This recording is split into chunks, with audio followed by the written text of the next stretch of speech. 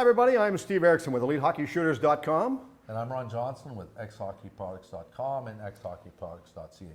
And today's show we're really going to talk about length of stick. And Steve, this is very controversial. So I just want people to understand that I'm talking from a shooting standpoint. And a shooting standpoint only.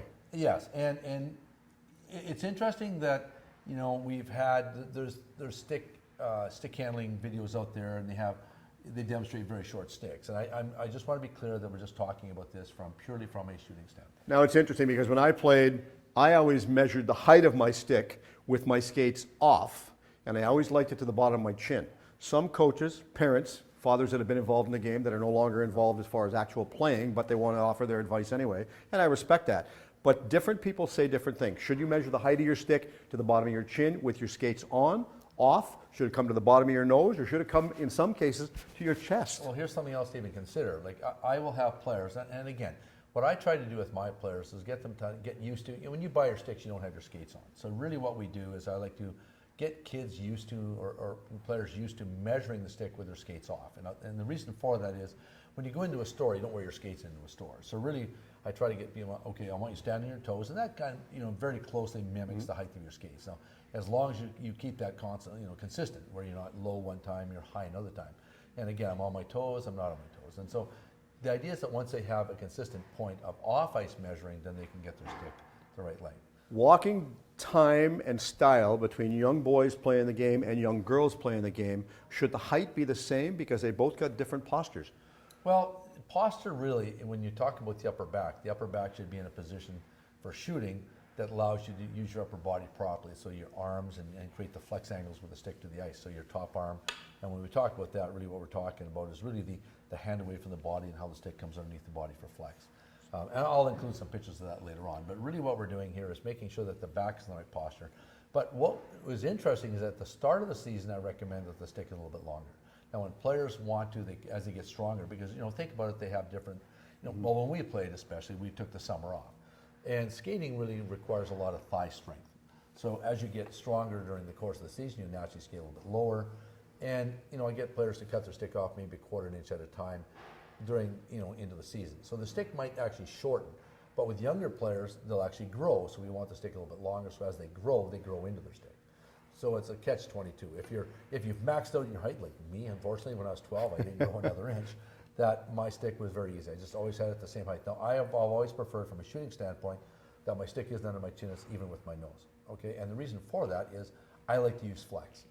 And so if my hands are in a better position, and back when we played, we're probably using a 100 flex stick, remember the old Sherwoods, and the Sherwood Featherlight is a, I remember the old stick. I remember the old Hessler Micmacs. Yeah, well, yeah, exactly.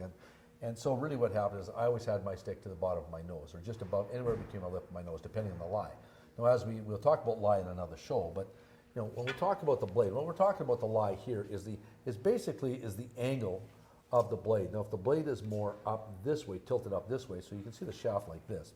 If the blade is tilted more this way, that's a higher lie. And yours is substantially different from this one as well. Well, this one here is what we call a 5.5 lie, and that's a 5 lie. So really, for a player that prefers a wrist shot, and we'll talk about that in another show, but think about the blade as being tilted down more. So a lower lie stick, the stick will appear taller than it really is, just because the blade is pointed down more. So we just have to be aware of, like a lie 6, the blade's a little higher. The height isn't going to change much, but it does change a little bit. And so, if you take a stick, and this stick here is an 85 flex, and this is a pro stick. Adam Burse was kind enough to give me a stick for demonstration purposes, and this is really an 85. If you cut this down, the stick changes, and that's what I find with players, when they cut the stick length, they're not aware of the flex. So a lot of players will go and buy a 60 flex stick, and really what is flex is, and we'll talk about that as a science portion of the show, what is flex and how it's determined. It changes substantially. So a lot of players, as they grow, they have to be constantly aware of the flex that they purchase and how they do cut the stick. So, and when you talk about flex, you look at players, and we talk about young Ryan Kessler playing locally for the Vancouver Canucks. Yeah. You talk about his flex when he leans into that shot. A lot different flex for a carbon stick versus a wooden stick. A wooden stick would clearly snap. Well, absolutely. And a lot of the sticks, like I've got the stick that I use in this room for shooting, I've done over 10,000 shots. It has never broken. I never break sticks in here, and that's because I don't have the fracture in points. But really the length of the stick, and there's so many topics we could get into, can't we, Steve? But The length of the stick, really what I try to do is to keep it under the nose, anywhere between the lips and the nose when they're standing up this way.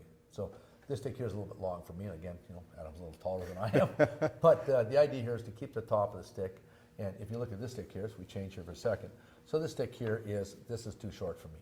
So I prefer one that's halfway between those two. So really that gives me the most flex, and on the ice I feel a lot better. Now stick handling is compromised, but really if you practice that, I have players that have sticks that are longer than this, that are quite short, but they like the shooting aspect of it.